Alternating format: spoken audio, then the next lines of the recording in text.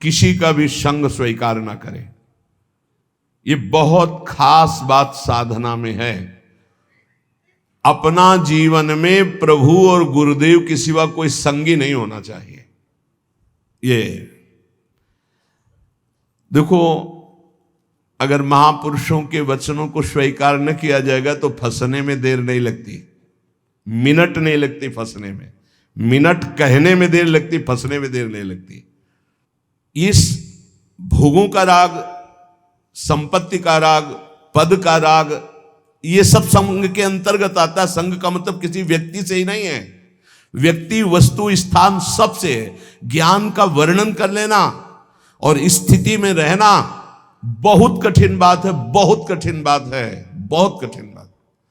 पूज्यपाद सिवड़िया बाबा जी महाराज जब गंगा किनारे भ्रमण करते थे तो कानपुर के आगे एक स्थान पर योग वासिष्ठ का प्रवचन एक कर रहे थे। ऐसा आत्मज्ञान का वर्णन कर रहे थे, बाबा को पूरा लगा कि ये बोधवान पुरुष है। 3 दिन तक प्रवचन नीचे बैठ के सुना, फिर पीछे गए और एकांत में उनसे मिले और कहा, मैं केवल एक शब्द पूछना चाहता हूं, आपको आत्मबोध है? तो उनका, आप हमारे आश्रम गुरु हैं। सन्यासी गृहस्थ का आश्रम गुरु होता है, आपसे मिथ्या भाषण महापाप होगा, इसलिए प्रभु मैं वाक्पटु हूं, विद्वान हूं, शास्त्रों का सम्यक ज्ञान है, लेकिन तत्वबोध नहीं है। उनका बस मुझे इतना ही बाबा ने अपने अनुभूति में, शास्त्र का ज्ञान होना एक अलग विषय है और तत्व बोध होना एक अलग विषय है। यहां परम अवधूत दत्तात्रेय भगवान कह रहे हैं, यदि तुम्हें तत्व बोध प्राप्त करना, भगवत प्राप्ति करनी है, देखो, अगर आप सोचो कि मैं प्रेम मार्ग का हूं, मुझे तत्वबोध से क्या मतलब है, तो सर्वान वस्तुतया निरीक्ष, ये तत्वबोध ही ध्यान रखना। ये क्रूरा अपि पापिनो न च सताम संभाष्य दृश्या से सर्वान वस्तुतया निरीक्ष, परम स्वाराध्य बुद्धिर्मम, सब में, पापी में, पुण्यात्मा में, सब में एक मेरे आराध्य देव, ये तत्वबोध ही है। बोले त्यक्त संगो, त्यक्त संगो, त्यक्त संगो का मतलब केवल बाहरी व्यक्ति नहीं है, वस्तु है, स्थान है, पद है, प्रतिष्ठा है, संपत्ति है, ये बाहरी है। केवल इतना ही नहीं, अंदर की वृत्ति है, अंदर की मान्यता है, अंदर का अहम है, अंदर के विचार हैं, उनसे भी असंग रहना है। त्यक्त संगो, वो जित संग दोषा, अंदर और बाहर से, तब वो परम पद का अधिकारी हो। समझ लीजिए बहुत ध्यान से, शायद ये समझ पाना कठिन है, क्योंकि बाहरी कुसंग नहीं त्याग पा रहे, फिर बाहरी संग की बात क्या, फिर अंतर के संग की बात क्या, अंतर के अहम का त्याग, अंतर के विचार का त्याग, अंतर की वृत्ति से असंग, अंतर की वृत्ति से असंग, वो जीवन मुक्त महापुरुष होता है। अंतर की वृत्ति से भी असंग, साक्षी, दृष्टा मात्र। आगे चलकर समझ में आएगा। त्यक्त संगो, अगर भगवत प्राप्ति करनी तो ये सूत्र बहुत अमृत है। किसी भी दृश्य, किसी भी व्यक्ति, किसी भी वस्तु, किसी भी पाद, किसी भी वृत्ति, किसी भी विचार, किसी, कहीं भी नहीं, हर समय साक्षी, निर्लेप, असंग, तब वो परम पद का अधिकारी। वही प्रिया जो मुस्कुरा के दे देती है, इसलिए अलवेली सरकार है। जित क्रोधो, पहले त्यक्त संगो, फिर जित क्रोधो, किसी भी परिस्थिति में क्रोध ना आने पावे। कभी कभी हम अपने दोषों को गुण मान करके प्रकाशित करते हैं कि ये कोई क्रोध नहीं है। अगर गलती को गलती नहीं मानोगे तो अक्रोध स्थिति को कभी प्राप्त नहीं होगी। क्रोध तब आता है जब हमारी कामना के विरुद्ध कोई चेष्टा होती है, पक्का, और क्रोध की सत्ता ही नहीं, हमारी चाहत ही ना हो। भगवान बोलवा रहे, बोल दिए, भगवान कह रहे ऐसे चलो, ऐसे चलो, वो हम बता दिए, अब ना चलो, आपकी मर्जी। क्रोध नहीं आना चाहिए। भारी से भारी विपरीत परिस्थिति में भी क्रोध नहीं आना चाहिए। ये कब होगा? जब सामने हम प्रभु देखते हैं। हमें तभी क्रोध आता है जब हमारी चाहत के विपरीत क्रिया होती है और हमारे चिंतन के विपरीत चिंतन होता है। आ गया क्रोध, आ गया क्रोध, शुरुआत हो गई। अब अभद्र शब्द, दुरुक्ति, दुरुक्ति माने गाली, ये पहचान है कि क्रोध देवता पधार चुके हैं।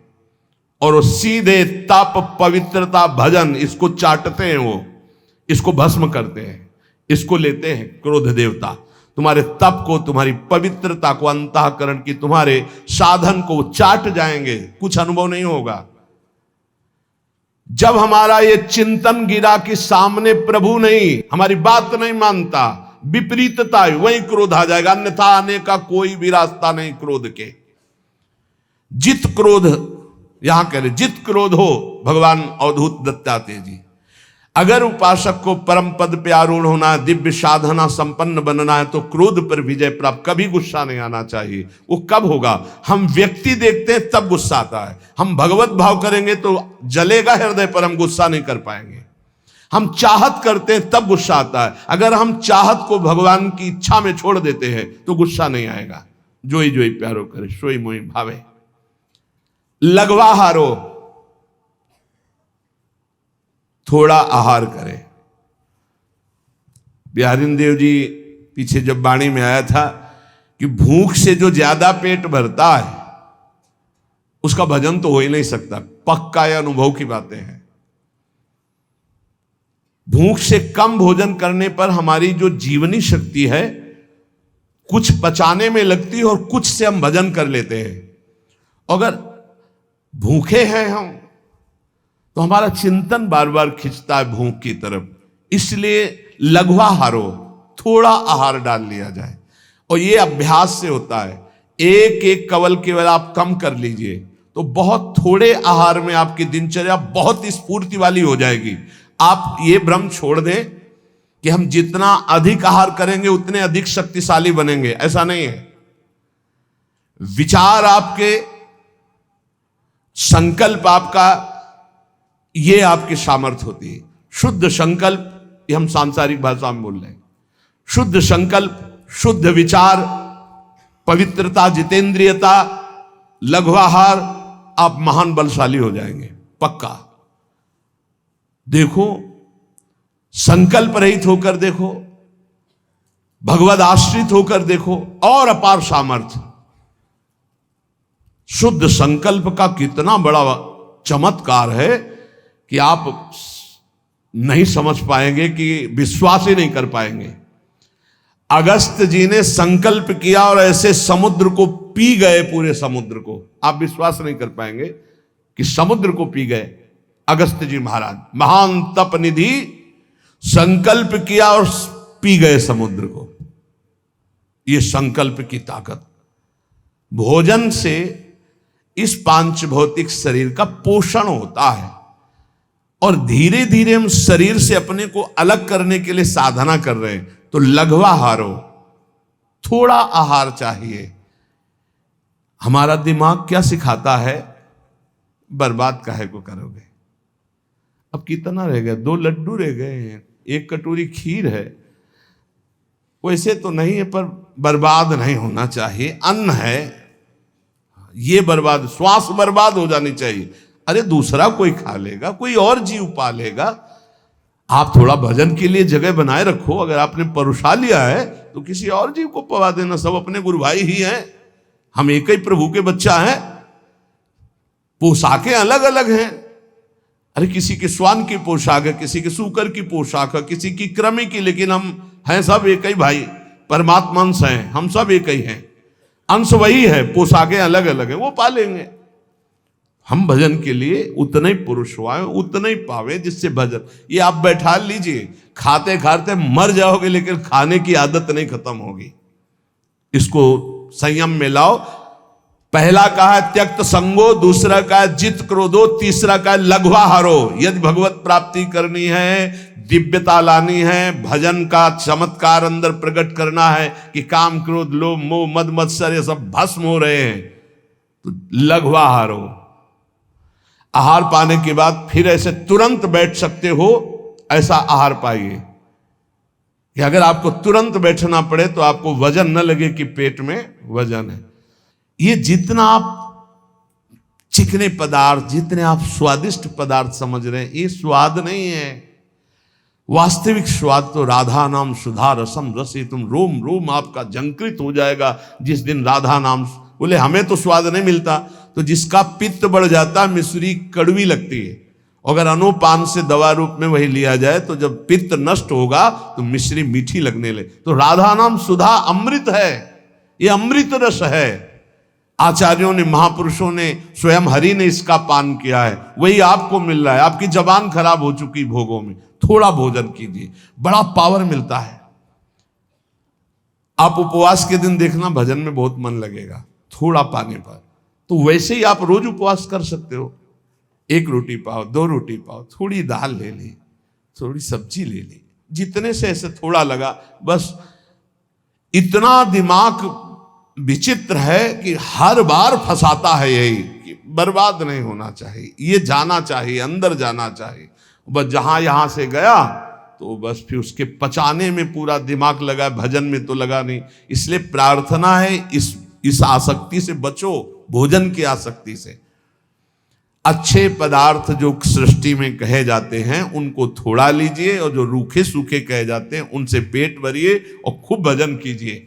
आगे कह रहे जितेंद्रिय, अपने आप जितेंद्रिय हो जाएंगे। शरीर एक रथ है, बुद्धि इस रथ को चलाने वाला सारथी है, बैठने वाला जीवात्मा है, मन लगाम है, इंद्रियां घोड़े हैं, विचरने की जगह विषय भोग है। ये घोड़े विषय भोग का चारा चरने के लिए जाएंगे। अगर मन रूपी लगाम को बुद्धि रूपी सारथी ने ठीक से खींचा नहीं तो ये खंडक में गिरा देंगे। और गिरे हुए बहुत फंसे हैं, और जीव इतना भोला बन चुका है कि गड्ढे में गिरा है फिर भी वो आनंदित है, वो उसी को सुख समझ रहा है, दुख को ही सुख समझकर। यही तो भगवान की विचित्र माया है।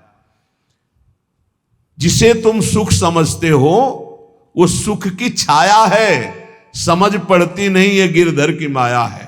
भयानक दुख के अंतर में वो डूबा हुआ भयानक परिणामों को प्राप्त होगा, लेकिन उसमें सुख का अनुभव कर रहा है। त्यक्त संगो जित क्रोधो लघ्वाहारो, तो अपने आप जितेंद्रिया हो जाएंगे। देख लेना, घृणा हो जाएगी यार, घृणा। कौन सा ऐसा सुख है जो घृणा के योग्य ना हो?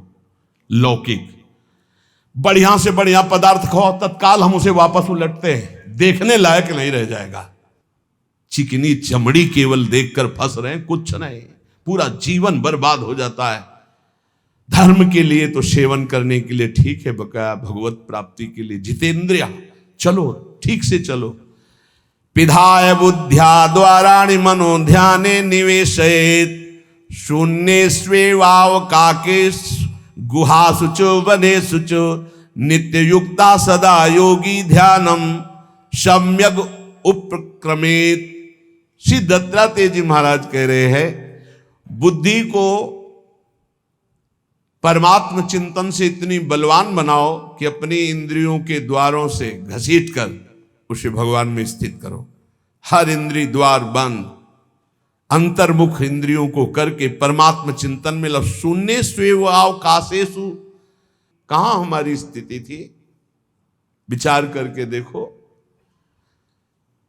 सब विषय जितने हैं वो हमको रौंद रहे थे, ना चरणों में प्रीति थी, ना उस कोटि की भजन की वृत्ति थी। ये तो सिर्फ आचार्य कृपा से। अब हे लाडली, आपकी शरण में आ गए। अब मेरी आयु, मेरी प्रत्येक श्वास केवल आपके स्मरण में व्यतीत हो। समस्त शास्त्र, समस्त महापुरुषों की वाणी और बड़े बड़े संतों की दिनचर्या जीवनी, उनसे संभाषण और स्वयं के हृदय का अनुभव, साधना का सबसे बड़ा सूक्ष्म स्वरूप है प्रतिक्षण अपने आराध्य देव का मधुर मधुर स्मरण। ये सबसे बड़ा साधन है और इसी से भगवत प्राप्ति होती है, केवल इसी से भगवत प्राप्ति होती है। और सब साधन है उनका फल है स्मृति, और ये मधुर मधुर स्मृति ही भगवत प्राप्ति कराती है। अनन्य चेता सततम यो माम स्मृति नित्यसा तस्याहम सुलभा पार्थ। भगवान कह रहे मैं उसके लिए सुलभ हो जाता हूं जो नित्य निरंतर मेरे में आसक्त चित्त होकर मेरा स्मरण करता है। अनन्य चेता सततम यो माम स्मरति नित्यसा, इससे बड़ा कोई साधन नहीं है और ये सबसे कठिन है। चाहे निराकार उपासक हो चाहे साकार उपासक हो, बिना स्मृति के वो अपने लक्ष्य की प्राप्ति नहीं कर सकता। ये हम बहुत से सब शास्त्रों का स्वाध्याय, संतों का समागम, ये योग की सबसे बड़ी वृत्ति है चित्त वृत्ति का निरोध करके परमात्मा स्वरूप में स्थित कर देना, जिसका स्वरूप भगवान श्री कृष्णचंद्र जी कह रहे हैं तेषाम सतत युक्ता नाम भजताम प्रीति पूर्वकम ददामि बुद्धि योगम तम येन माम उपयांति ते।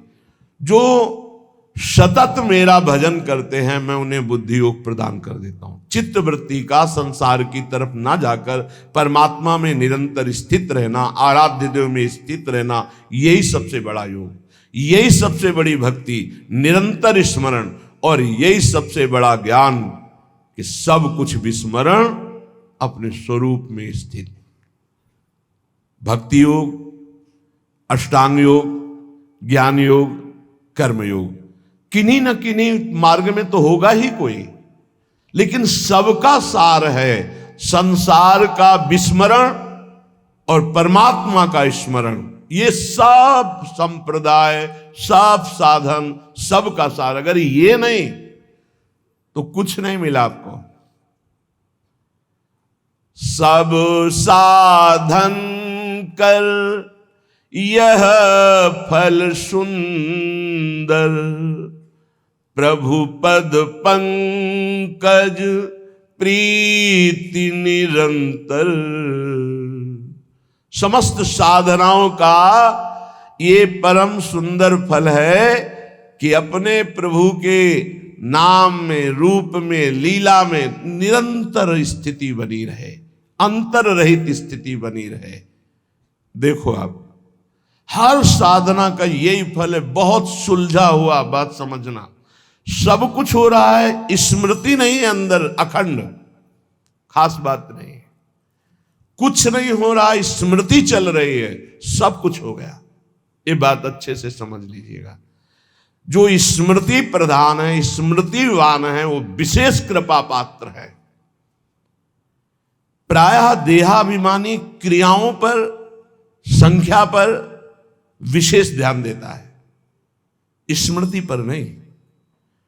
कृपा पात्र स्मृति पर ध्यान देता है, क्रियाओं पर नहीं। क्रियाएं हो रही, स्मृति कहां है? देहाभिमानी क्रियाओं पर ध्यान, मैंने ये किया, मैं ये करूंगा, मैं ये कर सकता हूं, वो प्रगट क्रियाओं पर ध्यान देता है।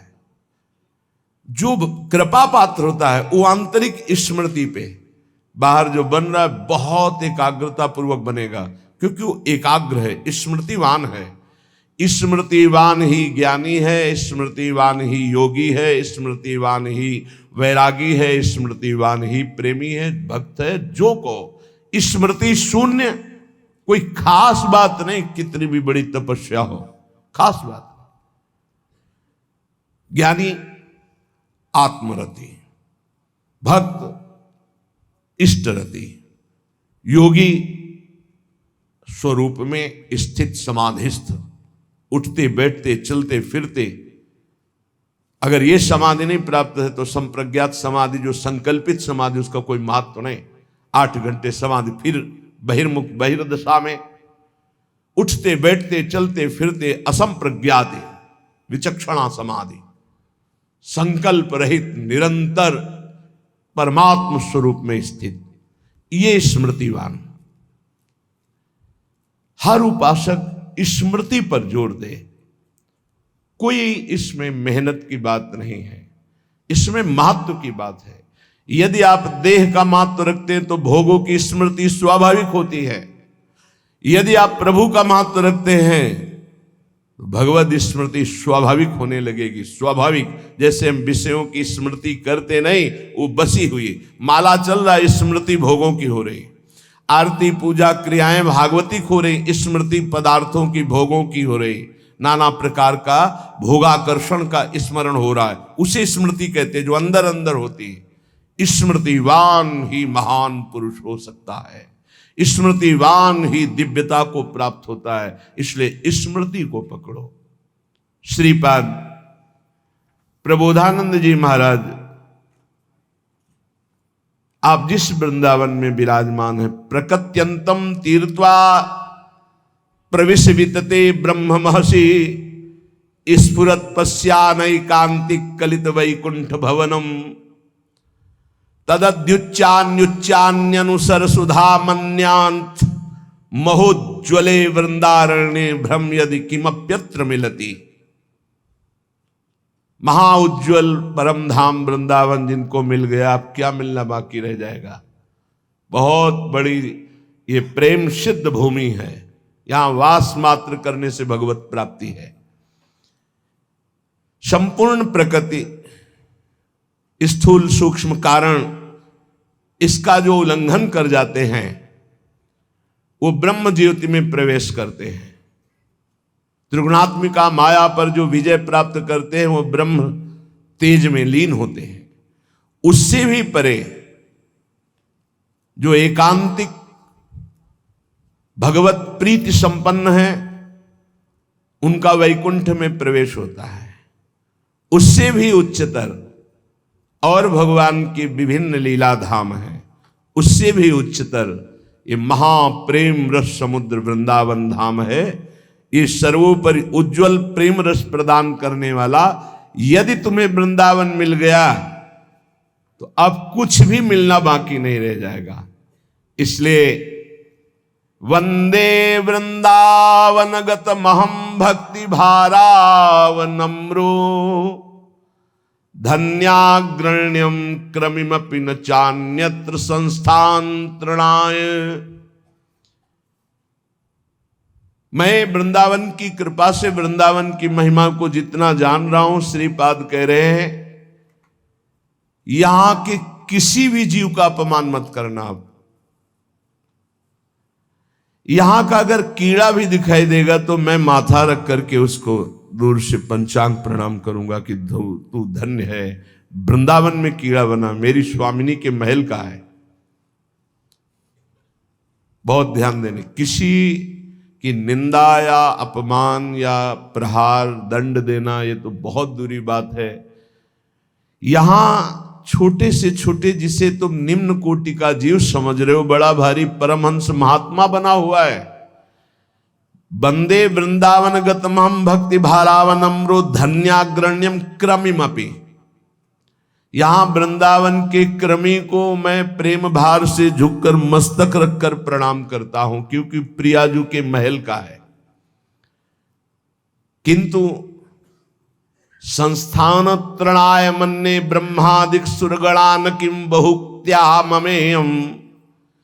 बड़े बड़े देवता देवराजेंद्र ब्रह्मादि को भी मैं तिनके से बड़ा नहीं समझता हूं। ये अभिमान नहीं है, ये स्थिति है।